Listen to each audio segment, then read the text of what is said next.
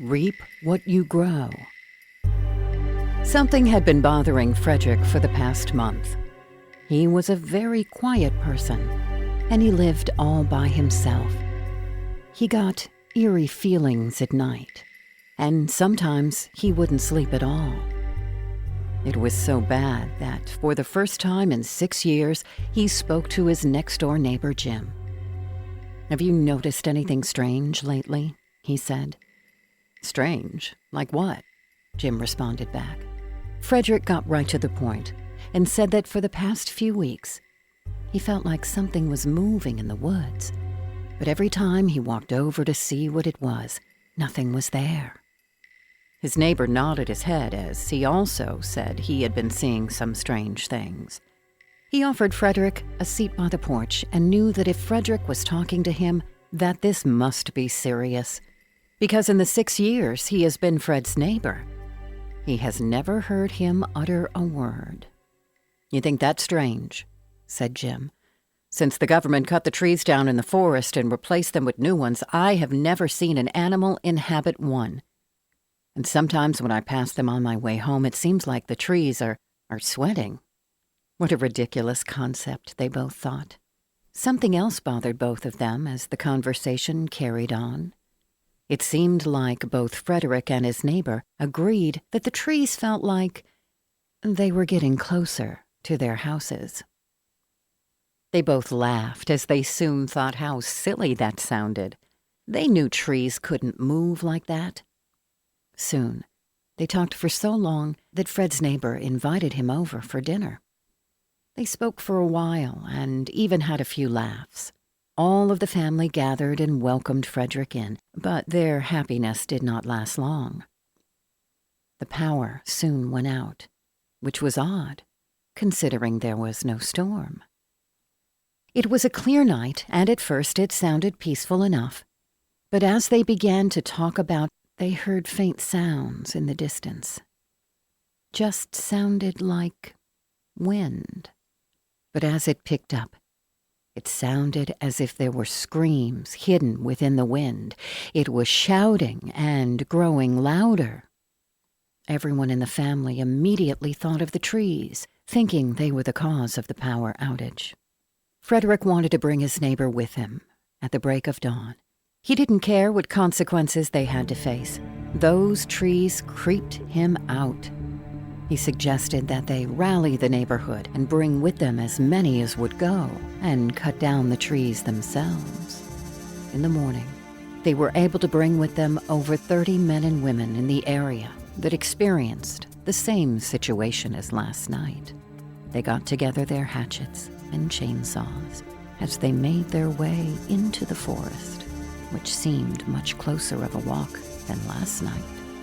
It was as if the trees moved 50 feet in one night, but that's impossible. When they got there, one of the men put his hand over against the bark of the tree. It was nice and soft, he thought. This will make it easy to cut into, and I'll have this tree cut down in no time. Frederick turned and leaned back, then swung his hatchet into the tree full force.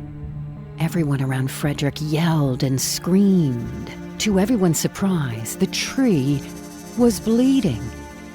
It was followed by a gust of wind, and through the wind it felt like a desperate scream sounded within. This horrified everyone, and they decided to head back home. They all tried to collect themselves, and once they got far enough away, they huddled in a circle. "What do we do now?" one of them asked.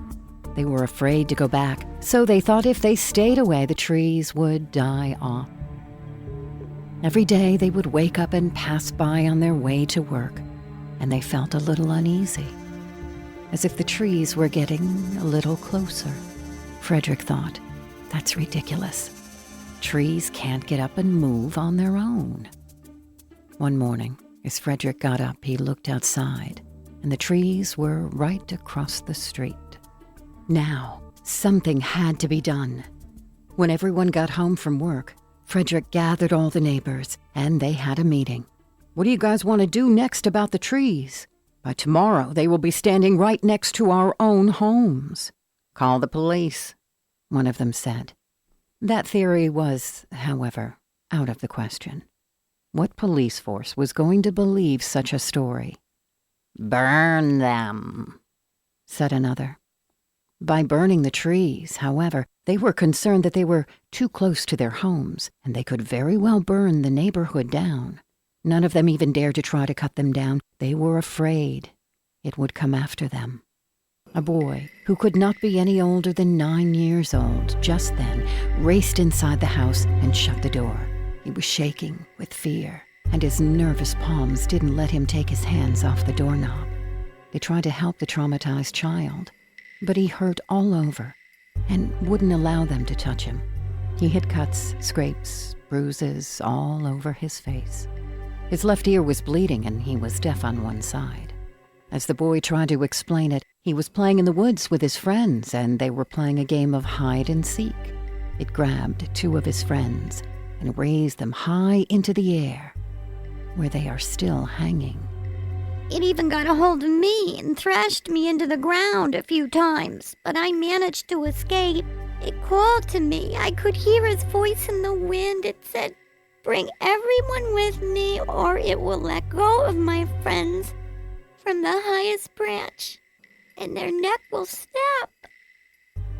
The town, in a panic, rallied and got their shotguns and rifles, with only Frederick, Jim, and a man with ragged clothes and gray hair were left in that house. Jim's wife and 2 children were also there. Before they could even contemplate what to do next, screams and hollering and shrieks were heard all over, people firing away. Jim looked right outside his window. The trees could be seen getting closer in his yard. They were snatching and squeezing and ripping people's limbs and torsos off. Gunfire could be heard. Some of the trees were strong enough to lift up cars and throw them into the people's homes. Blood splattered, as an entire family of 6 was killed in moments. They broke their long branches through the house windows and tore off their roofs. This was all too much, and Jim and Frederick immediately turned off all the lights in the home so the trees wouldn't think they were in there and that it wasn't occupied. They hid on the floor, as Jim said. Why is this happening? Trees that can walk, sweat, bleed, move around, and even talk to an extent? How is this possible? That same old guy with those raggedy clothes took a sip of his coffee and finally spoke. He let himself be known as Gus, as he told all of them of how just a few years ago he was working at a seed factory in the same town. It happened to be one of the foggiest days he had ever seen, and he could not see anything once he reached the highway. Neither could anyone else. He went on to say that a total of 87 crashes occurred, and he was in the middle of it. So many people had died. Some of them were burned alive in their vehicles. Others died right on impact. "Why are you telling us all this?" said Frederick. "What does this have to do with what's going on now with these trees?" After the crash, all the seed scattered into the highway. A lot of that highway was covered in blood from those that died. My boss wished to keep it a secret and did not want us to throw the seeds away. That would mean a loss of money. Instead, he had us take them and wash them off. But some of the victims' blood had already been sunk into the seed. I guess what I'm trying to say is, these trees are made of people. Both Jim and Frederick took a long stare at the old man in such disbelief. Jim held his children close and suggested the idea of poisoning them. But for the trees, a lot of poison takes weeks to get them to completely die, and by then, all of them would be gone. Gus got up from his seat at last and took out his gun. Hey, he looked inside the chamber, and there was only a single bullet. He turned the gun around to use it on himself. "You don't have to do that," shouted Frederick.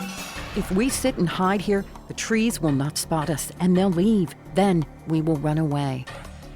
But Gus knew better, and it showed through his half-unconvinced smile. "They're not going to stop. How do you think they found you? They have no eyes in which to see.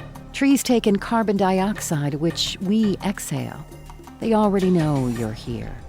When they are done, they will wreak havoc in the next town. Then the next. Then the next.